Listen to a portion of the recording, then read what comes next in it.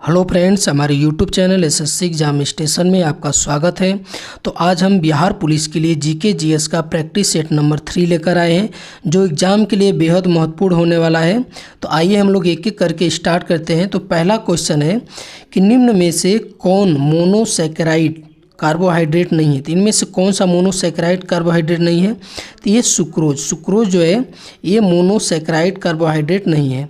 अगर जब हम सुक्रोज को सुक्रेस की उपस्थिति में तोड़ते हैं, ठीक है, सुक्रेस की उपस्थिति में तोड़ते हैं तो ये ग्लूकोज और फ्रक्टोज में टूट जाता है। ठीक है, ग्लूकोज और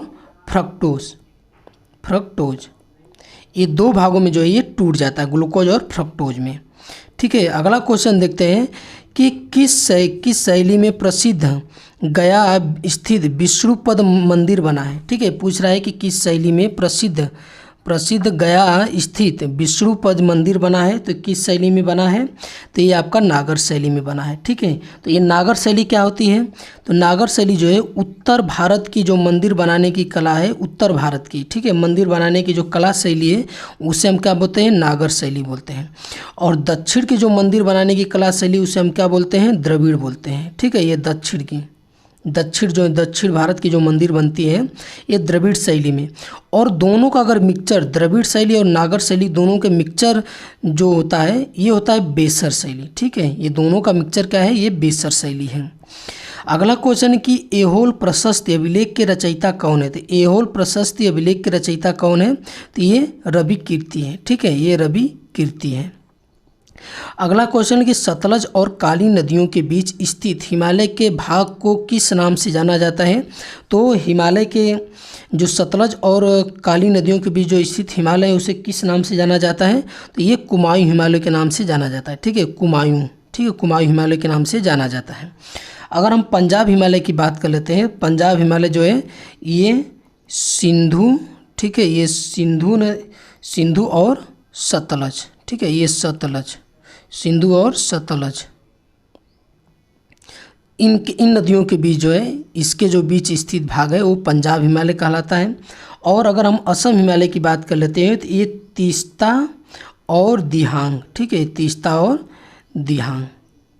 और नेपाल हिमालय जो है काली और तीस्ता, ठीक है, काली और तीस्ता, जो इनके बीच का जो स्थित हिमालय का भाग है उसे हम क्या बोलते हैं? नेपाल हिमालय। काली और तीस्ता नदी के बीच के नेपाल हिमालय है, और तीस्ता और दिहांग नदी के बीच जो है असम हिमालय है, और सिंधु और सतलज जो इसके बीच का जो है हिमालय ये पंजाब हिमालय है।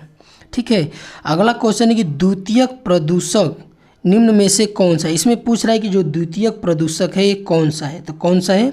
ये स्मॉग। ठीक है, स्मॉग जो है ये द्वितीयक प्रदूषण जो है। ठीक है, द्वितीयक प्रदूषक है। और अच्छा, द्वितीयक प्रदूषक में और कौन आता है? ये ओजोन आता है, O3। ठीक है, ओजोन आता है, SO3 आता है, H2SO4 आता है, H2O2 आता है। ठीक है, ये द्वितीयक प्रदूषक हैं। तो प्राथमिक प्रदूषक कौन कौन से हैं? तो ये आपका कार्बन मोनोऑक्साइड हो गया, कार्बन डाइऑक्साइड हो गया, carbon monoxide, carbon dioxide, SO2 हो गया। ठीक है, ये DDT, ठीक है, ये DDT हो गया, और NO हो गया, NO2 हो गया। ठीक है, और ये प्लास्टिक, ठीक है, क्या होता है? प्लास्टिक होता है। तो ये सब क्या है? ये प्राथमिक प्रदूषक हैं।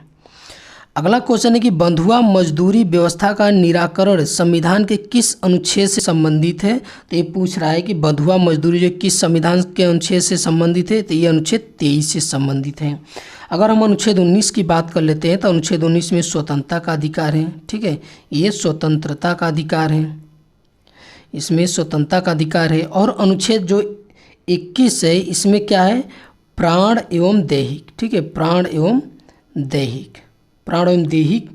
दैहिक स्वतंत्रता का संरक्षण है। और अनुच्छेद 24 में क्या है कि 14 वर्ष से जो कम आयु के बच्चे हैं वो कारखाना या खतरनाक कामों में नहीं लगाए जा सकते। अगला क्वेश्चन कि विद्युत धारिता का मात्रक क्या है?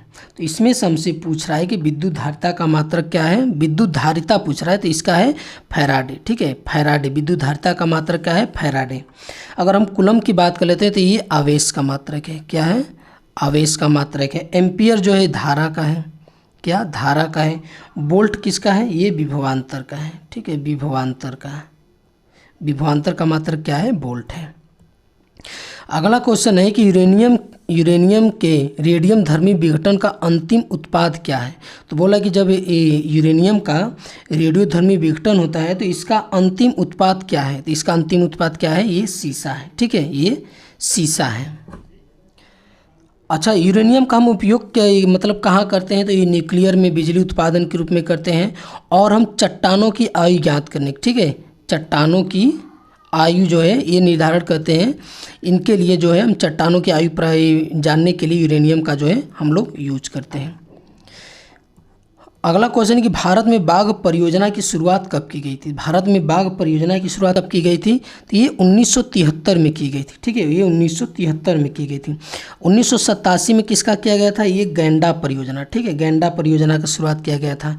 1992 में किसका किया गया था, ये हाथी परियोजना। ठीक है, 1992 में जो है हाथी परियोजना, और 1975 में जो है एक कछुआ, ठीक है, ये कछुआ संरक्षण परियोजना किया, ये चलाया गया था। ठीक है, और अगर हम बात कर लेते हैं कुछ और की, जैसे लाल पांडा। ठीक है, ये लाल पांडा जो है इस परियोजना को कब आरंभ किया गया था, ये 1996 में किया गया था। और गिद्ध संरक्षण का जो किया गया था, गिद्ध संरक्षण का, ये सन 2006 में किया गया था। और जैव विविधता संरक्षण का क्या किया गया था, ये सन 2002 में किया गया था। जैव विविधता संरक्षण का सन 2002 में। ये सभी जो अभी बताएं ये बहुत महत्वपूर्ण है। ठीक है, आप इसको याद कर लीजिएगा। अगला क्वेश्चन है कि निम्नलिखित में से कौन सा युग्म सुमेलित नहीं है। इनमें से पूछ रहा है कि कौन सा युग्म जो है इसमें सुमेलित नहीं है। तो बक्सर का युद्ध जो है मीर जाफर विरुद्ध रॉबर्ट क्लाइव के बीच में हुआ था। इसमें युग्म सुमेलित पूछ रहा है। ठीक है, तो ये बक्सर का जो युद्ध हुआ था ये मीर जाफर विरुद्ध क्लाइव के बीच नहीं हुआ था, ये मीर कासिम। ठीक है, ये मीर कासिम का। ठीक है, ये मीर कासिम और रॉबर्ट क्लाइव। ठीक है, ये हुआ था इनके बीच। वांडीवास का युद्ध जो है फ्रांसीसी विरुद्ध ईस्ट इंडिया कंपनी का हुआ था, ये आपका सही, वांडीवास।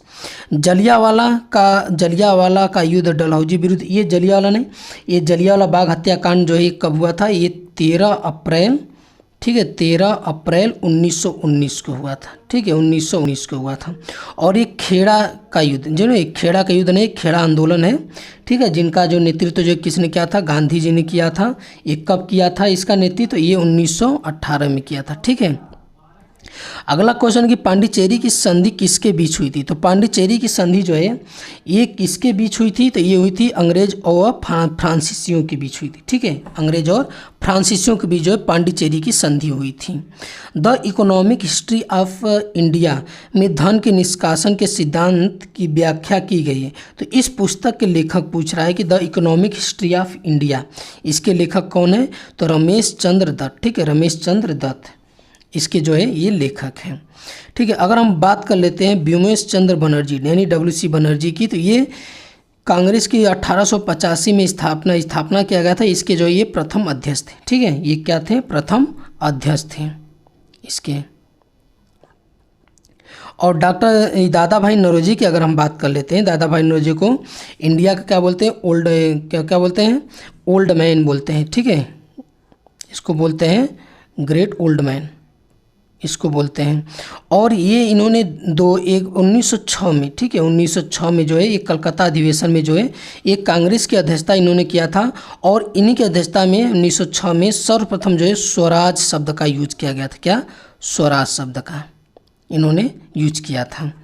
अगला क्वेश्चन है कि दूध निम्नलिखित में से किसका उदाहरण है। तो दूध जो है किसका उदाहरण है, तो ये पायस। ठीक है, ये पायस का क्या है, उदाहरण है। सुपीरियर झील किन दो देशों के बीच स्थित है। तो ये सुपीरियर झील जो है किन दो देशों के बीच स्थित है, तो ये अमेरिका और कनाडा के बीच स्थित है। ठीक है, ये सुपीरियर झील जो है अमेरिका और कनाडा के बीच जो है स्थित है। GDP का आंकड़ा कौन जारी करता है। ठीक है, GDP का आंकड़ा जो है कौन जारी करता है, तो ये NSSO। ठीक है, NSSO ये जो है GDP का आंकड़ा जो है ये जारी करता है। अगला क्वेश्चन हम लोग देखते हैं कि इनमें से कौन सा पौधा नाइट्रोजन स्थिरीकरण में जो है सहायक नहीं है। तो इनमें से कौन सा नहीं है ये पूछ रहा है, तो इनमें से कौन सा नहीं है, ये धान। ठीक है, धान जो है नाइट्रोजन स्थिरीकरण में सहायक नहीं है। जितनी दलहनी फसल है, ठीक है, दलहनी फसल है वो नाइट्रोजन का जो है क्या बोलते हैं स्थिरीकरण करती है। मतलब कि वो वातावरण से नाइट्रोजन लेती है, जो उनकी जड़ें होती है, उनकी जड़ों में जो पाया जाता है राइबोजियम,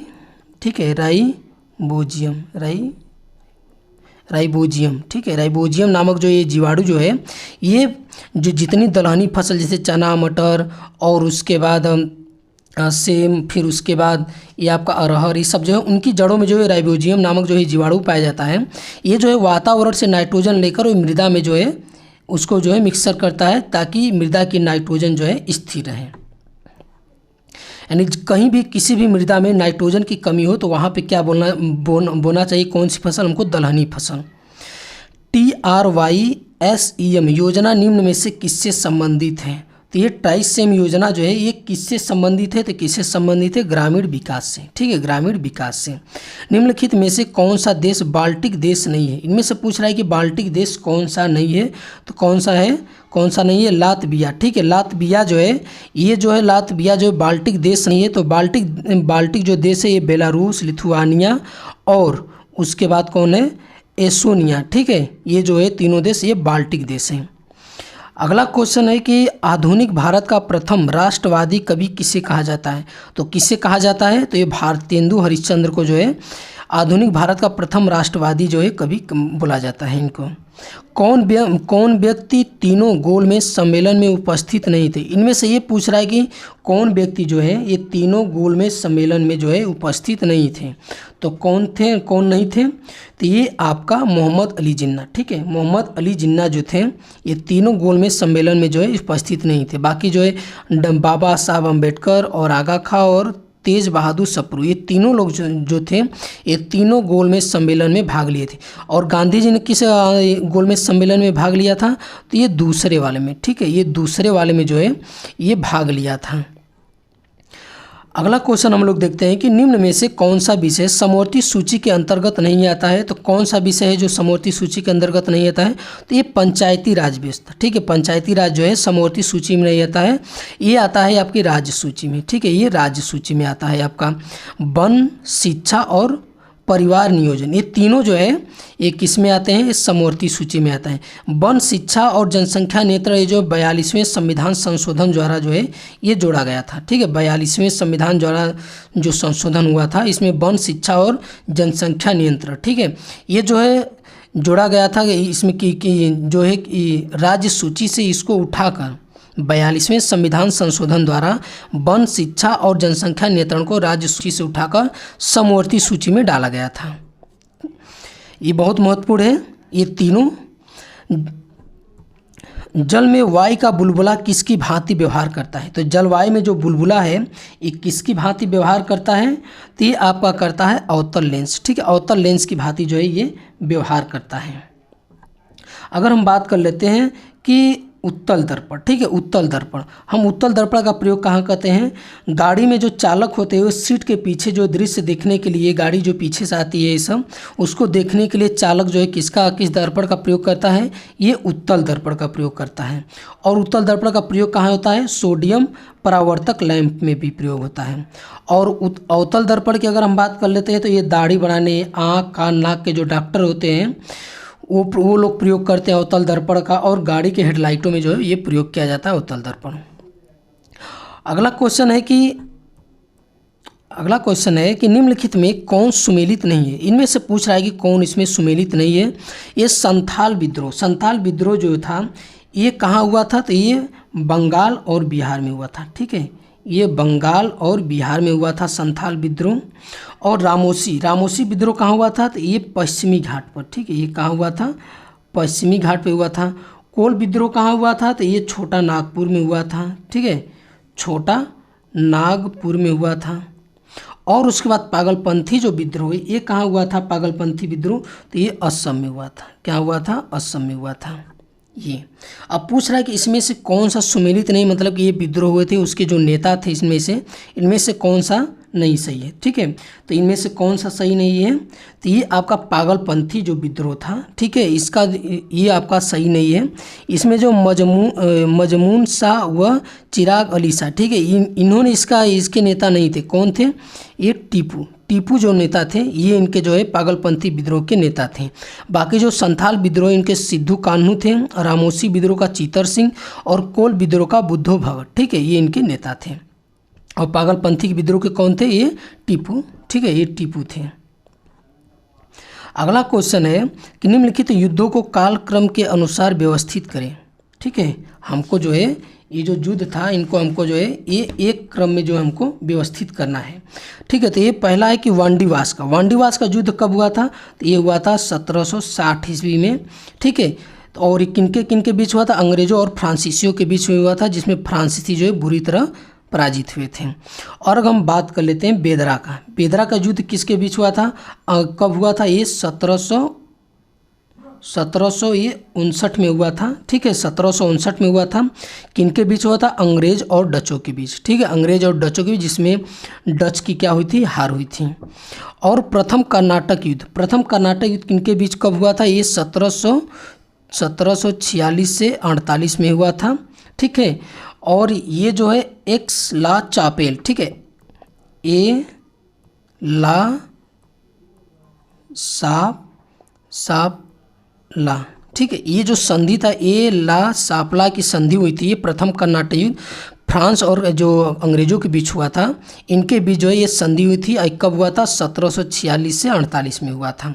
प्रथम आंग्ल मैसूर युद्ध कब हुआ था, तो ये आपका हुआ था 1769 में हुआ था। और किनके बीच हुआ था, तो ये हुआ था हैदर अली और अंग्रेजों के बीच हुआ था। और ये जो है कि किस संधि हुई थी, प्रथम आंग्ल मैसूर युद्ध में मद्रास की संधि हुई थी। ठीक है, मद्रास की संधि हुई थी।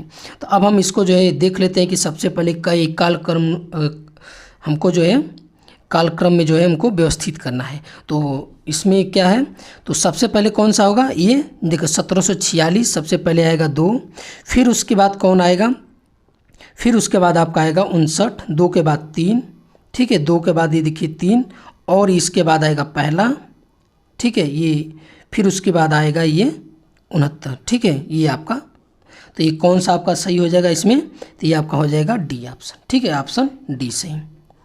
अगला क्वेश्चन है कि किस बौद्ध संगीति के दौरान अभिधम पिटक की रचना की गई थी। तो किस बौद्ध संगीति के दौरान जो है अभिधम पिटक की रचना की गई थी, तो ये तृतीय बौद्ध संगीति के दौरान अभिधम पिटक की जो है रचना की गई थी। तो इसमें प्रथम बौद्ध संगीति कब हुआ था, तो प्रथम बौद्ध संगीति जो है अजातशत्रु के शासनकाल में हुआ था। अजातशत्रु के शासनकाल में कहाँ हुआ था, राजगृह में हुआ था। ठीक है, राजगृह में हुआ था। और उसके बाद द्वितीय बौद्ध संगीति किसके शासनकाल में हुआ था, तो ये काला शोक के समय में हुआ था। ठीक है, काला शोक के शासनकाल में हुआ था। और कहाँ हुआ था, ये वैशाली में हुआ था। ठीक है, ये वैशाली में हुआ था। और तृतीय बौद्ध संगीति जो है ये किसके समय में हुआ था, तो ये अशोक के समय में हुआ था। ये अशोक के समय में ये पाटलिपुत्र में हुआ था। ठीक है, ये पाटलिपुत्र में हुआ था। और चतुर्थ जो बौद्ध संगीति है तो ये किसके शासनकाल में हुआ था, तो ये कनिष्क के, किसके, ये कनिष्क के शासनकाल में हुआ था। और कहाँ हुआ था, कुंडलवन में, क्या, कुंडलवन में हुआ था। इसी समय जो है बौद्ध धर्म जो है दो भागों में विभाजित हो गया, एक महायान एक हीनयान। ठीक है, और जो कनिष्क था वो किसका था अनुयायी, ये महायान का था। ठीक है, अगला क्वेश्चन है कि निम्नलिखित घटनाओं का सही कालक्रम क्या है। तो इसमें पूछ रहा है कि घटनाओं का सही कालक्रम। ठीक है, तो ये क्रिप्स मिशन कब आया था, तो ये मार्च 1942 में आया था। ठीक है, और ये अगस्त प्रस्ताव कब आया था, 8 अगस्त। ठीक है, 8 अगस्त 1940 को आया था। ठीक है, 8 अगस्त। और भारत छोड़ो आंदोलन कब हुआ था, तो ये 8 अगस्त 1942 में। और उसके बाद देखते हैं, ठीक है, कालक्रम में ये हमको 3 ठो मालूम हो गया। और उसके बाद देखते हैं कि हम कौन सा पहले का एक कालक्रम में है। तो ये पहला कौन सा आ जाएगा, ये अगस्त प्रस्ताव। ठीक है, पहला क्या है, अगस्त प्रस्ताव आएगा, ये 1940 में हुआ। ठीक, फिर उसके बाद व्यक्तिगत सत्याग्रह हुआ था। फिर उसके बाद हुआ था आपका भारत छोड़ो आंदोलन। भारत छोड़ो देखते हैं इससे फिर से हम लोग एक बार। देखिए सबसे पहले अगस्त प्रस्ताव 2 हो गया, ठीक है 2। फिर उसके बाद जो है व्यक्तिगत सत्याग्रह हुआ था। फिर उसके बाद जो है क्रिप्स मिशन आया था 1942 मार्च में, ठीक है। और ये देखिए यह 8 अगस्त है, तो मतलब ऑप्शन ए सही है इसका कालक्रम। अगला क्वेश्चन बोल रहा है कि निम्नलिखित में से कौन सी नदी विषुवत रेखा को 2 बार काटती है। तो इनमें से कौन सी नदी जो है विषुवत रेखा को 2 बार काटती है, तो कौन सी नदी? ये कांगो नदी, ठीक है। कांगो नदी जो है विषुवत रेखा को जो है ये 2 बार काटती है। ये जो लिम्पोपो नदी है ये मकर रेखा को 2 बार काटती है, ठीक है। लिम्पोपो नदी जो है मकर रेखा को। और मिसिसिपी, ठीक है, ये जो नदी है मिसिसिपी नदी, ये जो है सबसे बड़ा नदी तंत्र बनाती है। विश्व का सबसे बड़ा नदी तंत्र कौन बनाती है? मिसिसिपी, ठीक है, नदी तंत्र बनाती है, सबसे बड़ा नदी तंत्र, ठीक है। अगला क्वेश्चन है कि कार्टाजेना प्रोटोकॉल का संबंध किससे है। तो ये कार्टाजेना का जो प्रोटोकॉल किससे संबंधित है? तो ये जय सुरक्षा से है, ठीक है, जय सुरक्षा से। चश्मे के लेंस किस कांच से बनाए जाते हैं? तो ये चश्मे के जो लेंस है ये किस कांच से बनाए जाते हैं? तो ये क्रूक्स कांच, ठीक है, ये क्रूक्स कांच जो है ये चश्मे के लेंस जो है बनाए जाते हैं। अगला है कि निम्नलिखित नगरों में किस एक नगर का संबंध महावीर से नहीं है, ठीक है। इसमें से पूछ रहा है इन चारों में से कौन सा नगर है जो महावीर से जो है ये संबंधित नहीं है। तो कौन सा है? ये लुम्बिनी। ये लुम्बिनी जो है गौतम बुद्ध का यहाँ पे जन्म हुआ था, ठीक है, गौतम बुद्ध का जो है यहाँ पे ये जन्म हुआ था लुम्बिनी में। और अगर हम बात कर लेते हैं वैशाली, ठीक है, वैशाली यहाँ पे जो है महावीर का जन्म हुआ था। कहाँ? महावीर का, वैशाली के कुंडलवन, ठीक है, कहाँ? कुंडलवन में, ठीक है। और पावापुरी क्या है? पावापुरी में महावीर की क्या हुई थी? मृत्यु हुई थी पावापुरी में, ठीक है, इनकी मृत्यु हुई थी महावीर जी की, ठीक है, पावापुरी में। अगला क्वेश्चन हम लोग देखते हैं कि निम्नलिखित में से कौन सा सुमेलित नहीं है, ठीक है। ये जो है इसमें से बोला है कि चंदेल, खजुराहो या महोब, सोलंकी, अहिलवाड़ा, प्रतिहार, कन्नौज और कलचुरी, अजमेर, ठीक है। तो ये पूछ रहा है कि ये जो वंश है इनका जो है दिया है कि राजधानी, ठीक है, इस वंश की इनमें से कौन सी राजधानी नहीं है, ये हमको एक इसमें से बताना है। तो ये कलचुरी, अजमेर, ठीक है, ये जो है आपका सुमेलित नहीं है। बाकी प्रतिहार वंश का कन्नौज, सोलंकी का अहिलवाड़ा और चंदेल का खजुराहो या महोबा। मोढेरा का सूर्य मंदिर किस राज्य में स्थित है? तो किस राज्य में है? ये गुजरात में, ठीक है, गुजरात में। और गुजरात में कौन सा है? सोमनाथ का मंदिर, ठीक है, सोमनाथ का मंदिर जो है ये गुजरात में है। अगर हम उड़ीसा की बात कर लेते हैं, यानी उड़ीसा में कौन सा है? तो ये आपका है सूर्य का कोणार्क मंदिर, ठीक है, ये कोणार्क मंदिर सूर्य का। और उसके बाद लिंगराज मंदिर, क्या? लिंगराज मंदिर, ठीक है। अगर हम मध्य प्रदेश की बात कर लेते हैं, मध्य प्रदेश की, तो यहाँ पे क्या है? खजुराहो का मंदिर, ठीक है, खजुराहो का मंदिर कहाँ है? और मध्य प्रदेश में। और बिहार में क्या है? बोधगया, ठीक है, बिहार में क्या है? बोधगया, बिहार में। अगला क्वेश्चन है कि निम्न में से कौन सही सुमेलित नहीं, इनमें से पूछ रहा है कि कौन सा सही सुमेलित नहीं है, ठीक है। तो ये अकबर द्वारा जजिया कर समाप्ति जो है ये 1564 है, ये सही है। दीन इलाही धर्म की स्थापना 1582 में किया गया था। महजरनामा, ठीक है, महजरनामा जो है ये 1578 में नहीं, ठीक है, ये गलत है, ये 1579 में, ठीक है। और तीर्थ यात्रा कर जो है ये समाप्त 1563, ये सही है, ठीक है। तो ये आपका कौन सा गलत है? Option C. अगला क्वेश्चन है कि मनसबदारी व्यवस्था में 2 अस्पा का प्रचलन किसने किया था, ठीक है। तो ये किसने किया था? तो ये अकबर ने, ठीक है, ये अकबर ने। मनसबदारी व्यवस्था में 2 अस्पा का प्रचलन किसने किया था? ये अकबर ने नहीं किया था, ये जहांगीर ने किया था, ठीक है। ये जो मनसबदारी व्यवस्था जो है इसका प्रचलन जो अकबर ने जरूर किया, लेकिन इसमें जो बोला है 2 अस्पा का प्रचलन किसने किया? तो ये जहांगीर ने किया था, ठीक है। अगर हम जहांगीर की बात कर लेते हैं तो इनके काल को क्या बोलते हैं? चित्रकला का, ठीक है, ये चित्रकला का क्या बोलते हैं, स्वर्ण युग बोलते हैं इसको।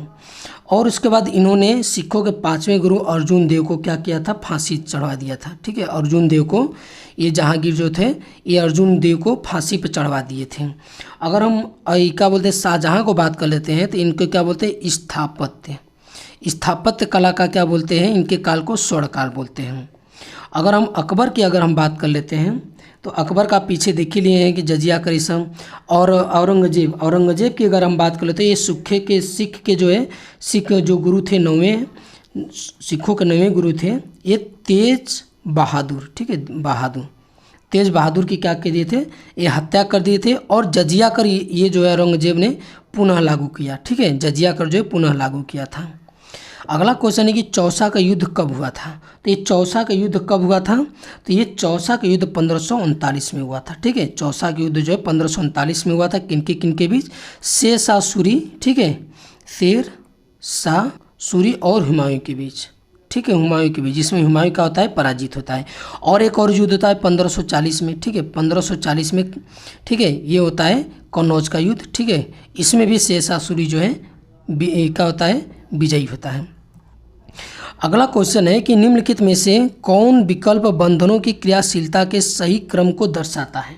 तो कौन दर्शाता है, तो ये ऑप्शन सी। ठीक है, ये क्रियाशीलता में जो ट्रिपल बॉन्ड, फिर उसके बाद डबल, फिर उसके बाद सिंगल, इसकी अभिक्रियाशीलता के बढ़ते क्रम है। ठीक है, ये सबसे ज़्यादा ट्रिपल बॉन्ड, फिर सेकेंड, फिर सबसे कम सिंगल।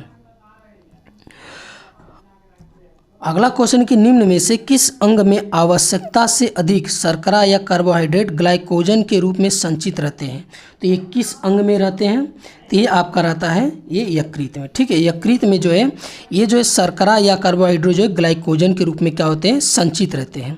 अगर हम वृक्क की बात कर लेते हैं तो ये वृक्क का क्या काम है, रक्त को शुद्ध करना। ठीक है, वृक्क का काम है रक्त को शुद्ध करना। ठीक है, और वृक्क की इकाई क्या है, नेफ्रॉन। ठीक है, नेफ्रॉन। ठीक है, नेफ्रॉन जो है ये वृक्क का क्या है, इकाई है। अगला क्वेश्चन है कि किस योजना काल में 14 बैंकों का राष्ट्रीयकरण किया गया था।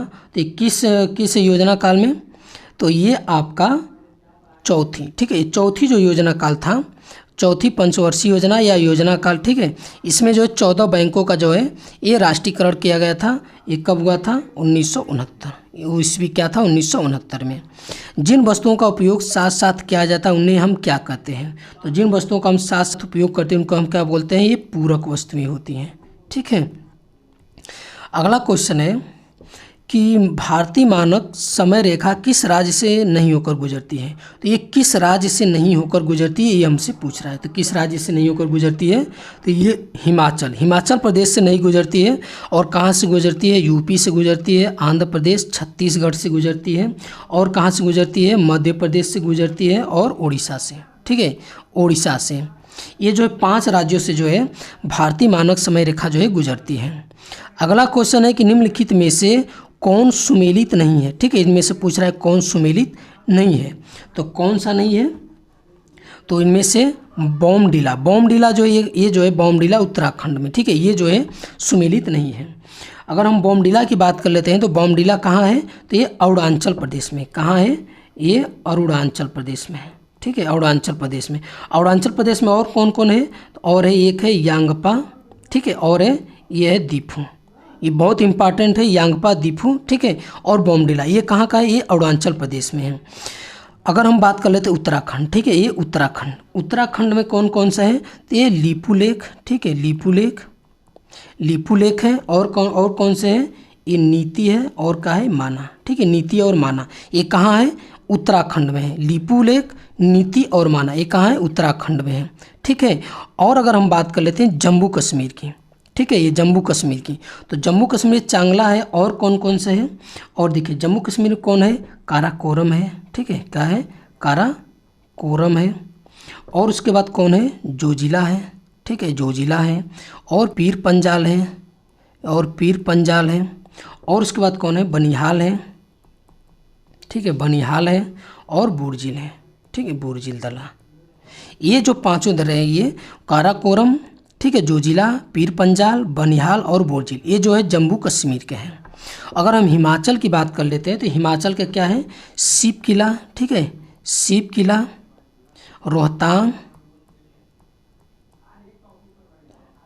रोहतांग, ठीक है, और क्या है, बाड़ा लाचा, ठीक है, और क्या है, बाड़ा लाचा, ठीक है। ये है हिमाचल का। हिमाचल का याद करने के लिए ट्रिक क्या है, रोहित बड़ा शरारती है, तो रोहित से क्या हो गया, रोहतांग, बड़ा का मतलब बाड़ा लाचा और शरारती मतलब शिव किला। ये याद हिमाचल प्रदेश का करने का ट्रिक है। अगला क्वेश्चन है कि भारत में पश्चिमी तट की अपेक्षा पूर्वी तट पर चावल की पैदावार अधिक क्यों होती है। तो ये क्यों होती है, तो ये पूर्वी तट पश्चिमी तट से जो है चौड़ी है तथा डेल्टा क्षेत्र है, ठीक है। मतलब इसका रीज़न क्या है कि जो पूर्वी तट है पश्चिमी तट से चौड़ी है और क्या है, ये डेल्टा क्षेत्र है, इसलिए जो है पश्चिमी तट की अपेक्षा पूर्वी तट पर जो है चावल की पैदावार अधिक होती है। अगला क्वेश्चन हम लोग देखते हैं कि अगला क्वेश्चन है कि केंद्र और राज्य विधायी संबंध संविधान के किस भाग में जो है उपबंध किया गया है। मतलब कि केंद्र और राज्य जब विधायकी जो संबंध है संविधान के किस भाग में जो है ये वर्णित है, किस भाग में है, ये भाग जो है 11, ठीक है, भाग 11 में है, ठीक है, भाग 11 में। अगर हम भाग जो है भाग 10 की अगर बात कर लेते हैं तो इसमें क्या है, अनुसूचित, ठीक है, अनुसूचित और जनजाति क्षेत्र, ठीक है, जनजाति क्षेत्र, इसमें जो है भाग 10 में। और भाग अगर हम 12 की बात कर लेते हैं इसमें क्या है, वित्त, संपत्ति, ठीक है, संपत्ति, संविदाएं, ठीक है, संविदाएं और वाद, ठीक है, ये किस भाग में है, ये भाग 12 में है। अगर हम भाग 13 की बात कर लेते हैं तो इसमें भारत के राज्य क्षेत्र के भीतर व्यापार, वाणिज्य एवं समागम का वर्णन है, ठीक है, इसमें भाग 13 में। अगला क्वेश्चन है कि राष्ट्रपति व महाभियोग की प्रक्रिया प्रारंभ करने के लिए कितने सदस्यों का हस्ताक्षर होना चाहिए, ठीक है। तो कितने सदस्यों का होना चाहिए, तो ये मतलब कि कितने सदस्यों का, जो सदन आरोप लगाए उस सदन का 1/4, ठीक है, उसका 1/4 मतलब जो है राष्ट्रपति व महाभियोग जो प्रक्रिया प्रारंभ करने के लिए जो सदस्य होंगे उसका 1/4 जो है उस सदन का जो है उस पर हस्ताक्षर होना चाहिए। अच्छा, महाभियोग किस अनुच्छेद के अंतर्गत लगाया जाता है, ये 61, ठीक है, 61 अनुच्छेद में क्या है, राष्ट्रपति पर महाभियोग। और अनुच्छेद जो है 72 जो है राष्ट्रपति की क्या है, क्षमादान, ठीक है, क्षमादान करने की शक्ति ये है। अगला क्वेश्चन है कि निम्नलिखित में किस परिस्थिति में किसी संसद जो है कोई संसद जो है सदस्यता की समाप्ति की जा सकती है। तो किस परिस्थिति में जो है किसी संसद की सदस्यता जो है समाप्त की जा सकती है, तो क्या होता है कि वो बिना अनुमति के 60 दिन की अवधि से अधिक जो है सदन में क्या होता है, अनुपस्थित रहता है, तब क्या होता है उसकी सदस्यता जो है समाप्त की जाती है। अगला क्वेश्चन कि भारत के राष्ट्रपति को हटाया जा सकता है, तो ये किसके द्वारा हटाया जा सकता है, तो ये भारत के संसद द्वारा, ठीक है, भारत के संसद द्वारा महाभियोग लिया कर अनुच्छेद 61 के तहत महाभियोग का प्रावधान किया गया राष्ट्रपति के, उसके तहत जो है महाभियोग लगाकर जो है राष्ट्रपति को जो है संसद के दोनों सदन द्वारा, ठीक है, संसद के दोनों सदन द्वारा जो है उसको हटाया जा सकता है। आगे हम बात कर लेते हैं अगले क्वेश्चन की कि किस अनुच्छेद के अंतर्गत राज्य निर्वाचन आयोग का प्रावधान किया गया है। तो ये पूछ रहा है कि राज्य निर्वाचन आयोग का प्रावधान तो किस अनुच्छेद के अंतर्गत, ये अनुच्छेद 243 के ठीक है, 243 के अंतर्गत जो है राज्य के निर्वाचन आयोग का जो है प्रावधान किया गया है। अगला क्वेश्चन है कि किस संविधान संशोधन में पिछड़े वर्ग संबंधी आयोग का प्रावधान किया गया है। तो किस संविधान संशोधन द्वारा, तो ये जो है 102वें, ठीक है, क्या 102वें जो संविधान संशोधन है इसके द्वारा जो है ये पिछड़ी वर्ग के जो आयोग है उसका प्रावधान किया गया है। कुछ महत्वपूर्ण हम लोग संशोधन की बात कर लेते हैं। तो संशोधन जो 61 है इसमें जो है जो मतदान करने की आयु जो है 21 वर्ष से घटाकर कितना कर दिया गया है 18। और 69 संविधान संशोधन है वो दिल्ली को क्या किया गया है, राष्ट्रीय राजधानी के रूप में क्या किया गया है, दर्ज किया गया है। और 103 संशोधन नंबर 103 में क्या किया गया है, ईडब्ल्यूएस के लिए 10% आरक्षण, ठीक है। और 101 में क्या किया गया है, ये जीएसटी, 101 संविधान संशोधन में क्या है, जीएसटी। अगला क्वेश्चन है कि history of the freedom movement in Bihar के लेखक कौन है। तो history of the freedom movement in Bihar के लेखक कौन है, के दत्ता। ठीक है, कौन है, के दत्ता है history of the freedom movement in Bihar के लेखक। अगला क्वेश्चन कि मानव विकास सूची निर्माण में निम्नलिखित में से कौन जुड़ा है। तो मानव विकास सूची निर्माण में से इनमें से कौन जुड़ा है, तो ये अमर्त्य सेन जी। ठीक है, अमर्त्य सेन जो है ये जो है भारत के अर्थशास्त्री हैं। तो ये जो है मानव विकास सूची निर्माण से जो है ये जुड़े हैं। तो ये ऑप्शन डी सही होगा। तो ये हमारा जो बिहार पुलिस के लिए जीके जीएस का प्रैक्टिस सेट नंबर 3 था। तो ये हमारा प्रैक्टिस सेट नंबर 3 कैसा लगा, अच्छा लगा तो हमारे चैनल को सब्सक्राइब कीजिए और अधिक से अधिक शेयर कीजिए। देखने के लिए बहुत बहुत धन्यवाद।